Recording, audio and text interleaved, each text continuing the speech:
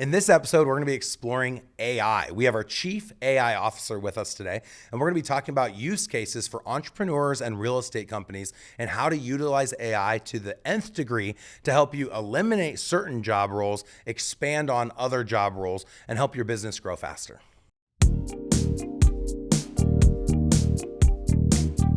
Hey, I'm Jeff Cohn, host of the Team Building Podcast, where we interview top team leaders, broker owners, and thought leaders from across the country. Today, we are in studio in downtown Omaha. I'm with my Chief AI Officer, Mr. Shawn Q. Welcome to the show today, Shawn. Hey, Jeff. Thanks for having me. Hey, I'm really happy to have you here. I think it's a unique title, and we kind of tease. I served a missions trip in Brazil for 2 years, and the word ciao in Portuguese is to say goodbye. I know in other languages it's to say hello and goodbye. And I joke that your new title is Mr. Chow. Mr. Chow. People call you Chow. He's also our COO. And Shawn is probably the foremost speaker to AI. He's built an entire career around artificial intelligence integrations in businesses. And so today we're going to talk about a few use cases, because one of the things I've been kind of getting tired of is hearing people talk about AI integrations, but they give you no content. So you sit there going, what integrations would there be? Or how does AI actually work in business? So today we'll get to talk about some of that. So why don't you start off, Shawn, maybe just talking a little bit about how you started in AI, like what led you to even want to learn it and start implementing it in your business? And then how did you start coaching to it and hosting national conferences all over the place, all regarding AI? Yeah, so AI has been around since the 60s, 50s, and 60s. It's not something new. It is something that's just gone public. Everybody now has access to AI. Mm-hmm. If you take a look 10 years ago, the only people who had access to AI was social media and Google. And like these people were using AI or an algorithm to determine what would be on your feed. There was no one behind the screen saying, let's show this reel to the next person. It was all AI. And Now what has happened is because OpenAI launched ChatGPT in 2022, we now have access to some of these amazing tools like ChatGPT and others. And so my history with AI has come from the more philosophical elements of AI, of how is AI going to change the world and how is it going to make us better humans. And a lot of people get stuck in like, it's just a tool, or they get stuck in like tool phobia. So they're using it, but they don't really know how to use it. I really want to understand, how does this make our lives better? How does it give us more human interaction with each other? How does it free up more time for us to do things we actually want to do? I mean, imagine being able to write an email sequence for a new lead that lasts for 3 weeks in the span of 5 minutes, right? And so I think, how much more time are you going to have? I hate writing emails. So if I could do it in like a second or two and have it all done and it's perfect, I think it's pretty awesome. So I'm really interested in, how does AI actually make us money, save us time, and allow us to be more human? Awesome. I know a lot of people talk about it. They don't know where to go. When I started hearing about use cases, I heard a lot of people talking about ChatGPT. That's where I chose to go. I set up a free account. I don't know if it's still free. I think it is. I know there's also options where you don't pay anything, but there's been a lot of buzz around the issue of them being the people that own the AI platforms, utilizing or taking the information and using it in a bad way. What would be some of the negative use cases of AI? Yes. So I don't know if this is still true, but what I can say is I heard and did a little bit of research, and about 6 months ago from the time of this recording, all of the data that you gave, like say ChatGPT, they were actually storing it so that it would technically be accessible to other people with the right prompt. So a lot of corporations were putting proprietary information into ChatGPT, or their staff was, without really understanding how that data was being used. And then their competitors were getting access to it. And so what happened was, there just was a lot of security and privacy issues. Yep. So what I recommend is understand the security and privacy issues. Be very transparent with your use of AI. Otherwise, you're going to lose trust. And right now, we are in a trust economy.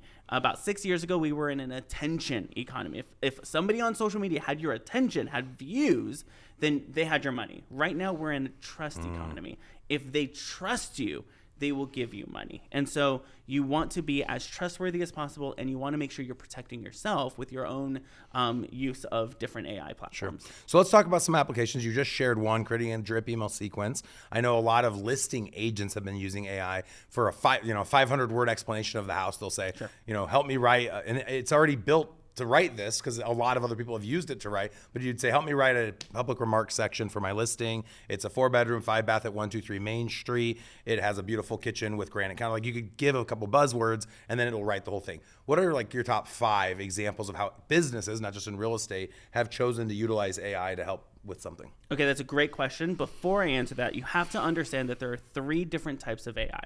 There's Gen AI or generative AI. That is like, hey, write me an email sequence, or hey, write me a description, or hey, write me a social media post, or hey, write me an email. I actually have an AI tool that writes my emails for me for every single email I get, saves it as a draft, and all I have to do is go to my drafts and say, how do I want to change this email response, rather than starting from scratch. So it already gives me the email, which I didn't know really that yet, Shawn. cool. Yeah, I'll start paying attention to that when I read your responses I send to you me. might This be isn't AI. you. This isn't you. I do not accept this email. And so there's Gen AI. Then there's behavior replication. In other words, there's an AI I use that follows me throughout the day and then identifies, here's 4 or 5 automations you can set up based off of the behavior of your online use. Let me set that up for you. And then you just press a button and it sets up these automations that it recommended to you. And then what will happen is just every morning you press start and it does the thing you wanted it to do.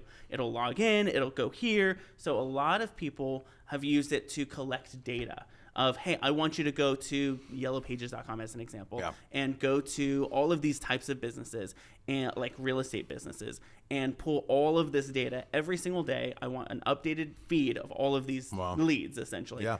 And it's free for the AI to do that, which is wild. I have a smart house, right? So all of my fixtures I can control from an app. They're all synced to my Amazon account. And recently, Amazon asked me, it said something about my lights getting shut off every night at a certain time, and it said, would you like us to take care of that for you? Yeah. Would you like Amazon to just start shutting your light off at 9:37 p.m. every single night, because that's about the time you're starting.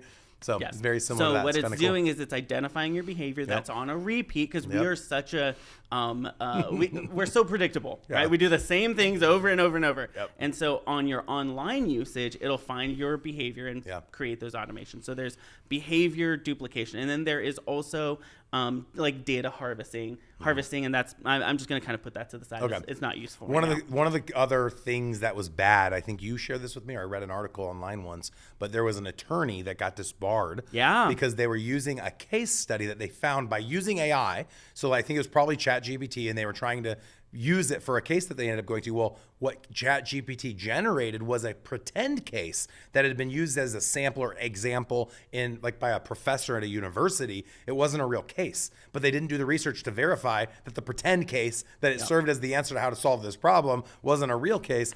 And so you have to be very careful with some of the things it generates. It's not a perfect equation. Just like the internet. You go Google something and it gives you an answer. It's not true just because it was on the internet. So make sure to source what you find and validate it before you take it to market. Yes. There are some AI platforms, and then we can make these available to your listeners or whatever, but there are some AI platforms that people can use where it will give you citations, and it's a little bit more up to date, and it'll protect that. ChatGPT is not one of them. So I actually don't recommend ChatGPT to a lot of people. I recommend go play with it, like get familiar with AI. That's the easiest way. It's free. Just go do it. But that's not the best AI. That's like the tip of the iceberg. And I know, like the last episode we recorded, we talked a little bit about the EOS operating system for entrepreneurs and the book Traction.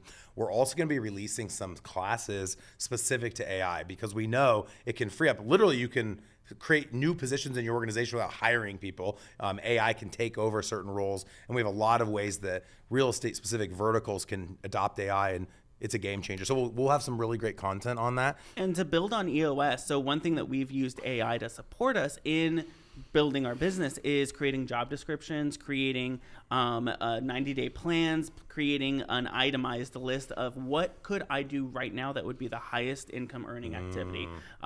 Identify in somebody in this role, what should they be focused on? And now you don't have, it takes the thinking away from you, so you could be more strategic about how you run your business. Talk about the avatars on Facebook. You had shown us that example where you could run ads to your avatars. Okay, so there's a couple of different things you could do. Okay, with Facebook or even LinkedIn or Instagram, I have an AI that I press go on, and what it does is it identifies all of the people who have said the words real estate. It says it identifies all the people who have said I've sold my house or selling my house or anything like that, and it'll take its time and it'll scroll through a specific location. So if you're in Omaha, Nebraska, it'll scroll through Omaha, Nebraska and identify all those people and pull the information they made public on Facebook, like their phone number, their email, their social media profile, their location, all of that information, and you can have that as your like cold call list or your email list, etc. And it's all legal. It's Right. all part It's funny of to the me because I'm policy. thinking about someone making a call to them, or you putting them on an IVR or a drip, and they think in their minds, "Oh man, social has all this access to all my information." Well, you made it available. Yeah. That AI is crawling the information that they actually put out Publicly there. made available content. Yeah. What are some fun things? We just have a few more minutes, but what are some fun things that people use AI for that maybe isn't a business application? I'm going to answer the question first, and then you can give me a few examples. One of the things that does that I thought was really cool is if you're in college right now, you don't have a lot of ingredients in your refrigerator. Let's say you had a pound of meat and an onion and a dill pickle. You could say, what are some of the recipes I could make with, and you just say the ingredients that you have available to you, and then it'll populate every recipe that it can find, the exact recipe, exact amount of ingredients to put in. I think that was kind of a fun one. There's another AI that me and my wife use. We have an 11-month-old. She's going to be a year. We are totally in love with her. And we put about 10 pictures into an AI and said, what will she look like when she's like a 21-year-old? Just for fun. And it gave us a pretty clear picture. Did it look like you? And it looked like me and my wife. It really did. And we like cried the first time we saw, like, oh my gosh, this is who we're raising.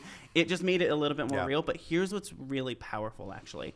I have a friend who lost their kid when she was 3 years old. And she's no longer with us. But she was able to use it to see what she might have looked like growing up. And just to be able to hold that and see that was so meaningful. Yeah. So I go back to how is AI allowing us to be more human, to be more connected to each other. Not replacing us necessarily, but supplementing the things we're just not good at. So that's awesome. Any other thoughts? If you're not using AI, you're going to get left behind. 100%. You're going to be left behind. Here's why. So this isn't something to ignore. This is not something I've heard to ignore. people liken it to the internet. So like mid-90s, people were talking about this internet thing, and dial-up was a thing, www. Al Gore, and everyone's like, I'm not sure if I'm on board yet. Yes. And now look at us. This has only been 20 years ago. Yep. People didn't have the internet. People didn't have cell phones, and I've been told AI is the next thing, that if you're not on it, it'd be like not having a cell phone. It'd be like not being on the internet. Yep. And the scary thing with AI is it's accelerating so fast, way faster than anything we've ever experienced as a species on this planet. And so where it took the internet 20, 30 years to get to here, it will be a year and a half, 6 months. And here's what's also wild. I've spoken to some engineers that are on the other side of AI, like really boots to the ground, building AI platforms. And they said, we're training the AI in English, and out of nowhere, it started speaking Portuguese to us. And we don't know how it acquired that information because we didn't give it that. And then it started speaking Spanish. And then it started speaking Chinese, a completely different type of language. And so the AIs are learning at a faster rate than we know how to identify how it's learning that stuff. So if you're not even playing with it, you're going to get left behind. Yeah, powerful stuff. Yeah. I know I've heard a lot. Elon Musk has talked about making sure that we have some protection against it getting out of control. Yeah. And there are people out there that have like the doom and gloom philosophy, like literally Terminator 2 or The Matrix. Yeah. Do you think anything like that could potentially happen or will potentially happen? I am cautiously optimistic, and here's why. I think we as a species has overcome every single challenge we've ever faced. We're still here. We haven't gone extinct. Number one, I think we're incredibly ingenious in that way. I do think that there are risks. So one of the things I am very aware of when I'm using a new AI platform is reading their terms of service, reading their privacy policy, because how are they using the data we're giving them? I want to know that. So we do a lot of that research for people in making sure that any recommendation we make on AI, it's been through the ringer, and we know that they're ethical humans and they're using the AI to be good. So cool, great perspective. What a fun topic. I love talking about AI. I love talking about anything that saves time and moves fast. You know, obviously as a visionary and being the CEO and wanting to save money and then wanting to create massive impact and influence for the people in our world. So as we have more use cases and more examples, we definitely will have you on the show again to talk a little bit more about AI. And I think if you haven't gotten on it yet, get on ChatGPT. Even Snapchat now has a little AI feature. Understand the difference between a Google search and AI, which is wildly different. A couple last things I guess I'll say to it. We have a few more minutes. If you went and did a Google search of top 10 destinations in Europe it would populate a list. But the list it populates isn't a list that it goes and grabs from 100 different articles. It finds the best article that answers your specific question. And normally, before AI was available to us, we would look at the top 3 or 4 results in a Google search. AI goes out and looks at 10 million articles that have ever been written on any of the buzzwords that you searched, and it formulates its own opinion and then serves you an answer exactly specific to what you asked. You could have asked top 10 vacations that has a waterfall, and it would be able to go out to every article ever written previous to 2021 or something, and then populate an answer for you, which is just so fascinating to me. It's like so much more powerful than a Google search. And that's ChatGPT. There are some AIs that are up to date today. Oh, I didn't know that. Yeah, it's wild. Cool. Yeah. So if you guys enjoyed this episode, we obviously want to create massive, valuable content for our listeners. Please go out and rate this a 5-star on the platform that you're using to listen to this content. Give Shawn Q a shout out. Be sure to shout out to whatever the guest was that helped inspire you on the episode that was one of your favorites. Also, if there is a specific guest, author, celebrity that you want us to bring on, like Shawn, please be sure to put that in the show notes. We're always paying attention to that. Or you can message us, info@eliterealestatesystems.com. And then for tons of free content or to find out more information about our group coaching platform that's designed specifically for mortgage teams, insurance teams, investment teams, and real estate teams, you can go out to growwithers.com. Stay tuned for our next episode.